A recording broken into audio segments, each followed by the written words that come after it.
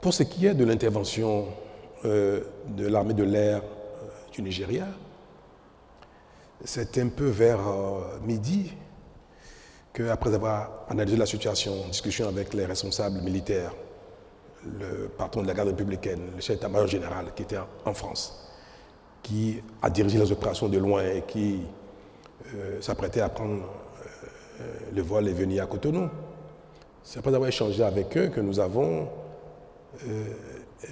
décidé de faire appel à un pays susceptible de nous aider à faire une frappe chirurgicale. Parce qu'ils se sont retranchés à Togbin avec des armes lourdes, avec des blindés.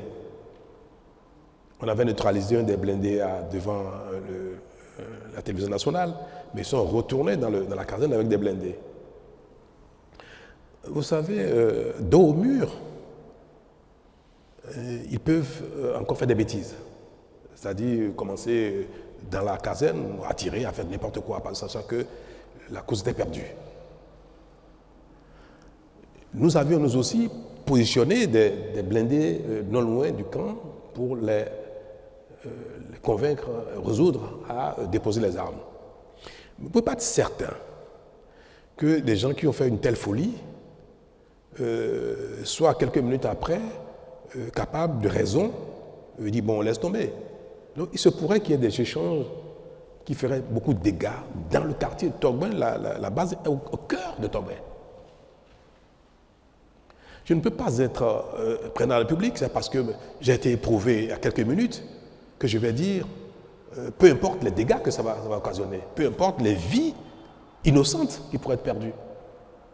Nous avons dit, il ne faut surtout pas que les affrontements entre l'armée loyaliste, l'armée tout court et ces voyous engendrent encore des pertes en vie humaine. On avait déjà perdu 2 personnes.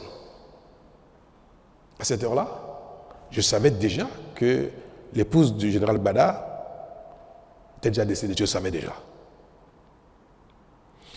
Je savais déjà qu'on vient de perdre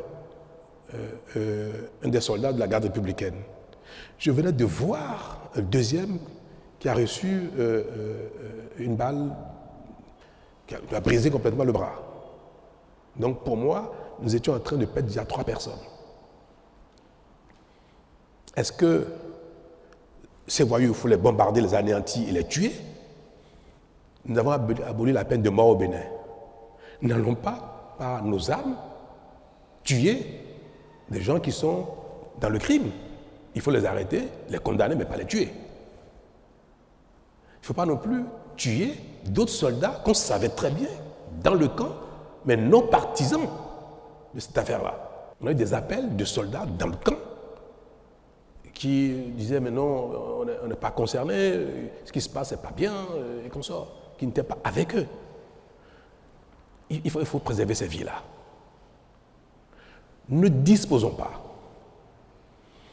d'aéronefs susceptibles de faire des frappes ciblées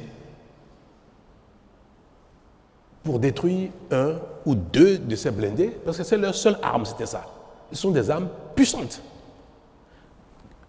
en face desquelles il fallait déployer la même force de frappe. Il y a un type d'arme dont le Bénin ne dispose pas. C'est des aéronefs susceptibles, très haut, de faire une frappe millimétrée. Peut-être que les temps à venir, nous allons l'acquérir, mais vous savez, nous venons de loin et nous consacrons nos ressources à nous assurer du minimum. Pour préserver Togbin, le quartier et les vies humaines, il fallait faire appel à une telle arme pour neutraliser 1 ou 2 blindés de tête afin qu'ils comprennent qu'ils sont totalement nus et qu'ils se rendent. Donc vers midi, nous avons décidé de solliciter le Nigeria. Nous savions, le commandement militaire béninois savait que nos amis nigérians disposaient de tel équipement. On leur a fait appel via la CEDEAO, via le président Tinubu lui-même en personne, et nous avons opéré les formalités nécessaires dans la journée pour que ce soit une intervention qui se fasse dans le cadre de la CEDEAO, normée. Donc c'est exclusivement à cet effet que nous avons sollicité les appareils qui sont venus opérer. Ils ont fait 2 frappes. ça suffit pour que ce qu'on espérait s'est bien passé. C'est la débandade. Donc nous avons eu raison d'avoir fait ce choix-là. Le président du Nigeria a souhaité envoyer une troupe terrestre. Vous savez, quand vous êtes éprouvé, il est de bon ton de ne pas refuser l'aide, même si vous n'en avez pas besoin. Les règles de courtoisie requièrent cela. Vous êtes éprouvé, on vous dit, on va vous aider. On envoie des hommes. Mais si vous n'avez pas besoin de ça, vous dites merci. Donc on a reçu les troupes terrestres qui sont arrivées vers minuit, 1h du matin, alors qu'on n'a pas besoin de ça. J'étais déjà passé à la télé moi-même, dire que les Béninois pouvaient vaquer à leur occupation le soir même. Pourtant, l'armée nigériane est venue par voie de terre à minuit. Nous avons installé. Ça montre que la coopération fonctionne bien, une fois de plus. Tout cela montre bien qu'on peut toujours compter sur la coopération internationale si il y a besoin.